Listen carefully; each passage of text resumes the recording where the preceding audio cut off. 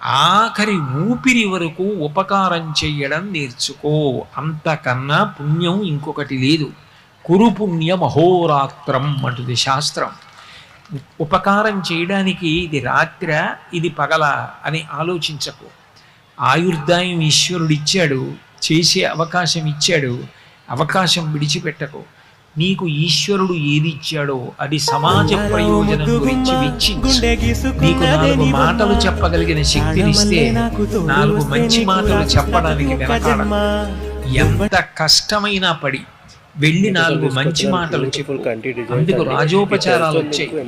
సంగీతం మీరు చూడండి, దేవాలయంలో పూజ అయిపోయిన తర్వాత గీతం శ్రావయామి, నృత్యం దర్శయామి, వాద్యం ఘోషయామి, ఇవన్నీ ఉంటాయి. కారణం ఏంటంటే నృత్యం వచ్చిన వాళ్ళు 10 మంది ముందు నృత్యం చేస్తారు. అట్లాగే వాద్యం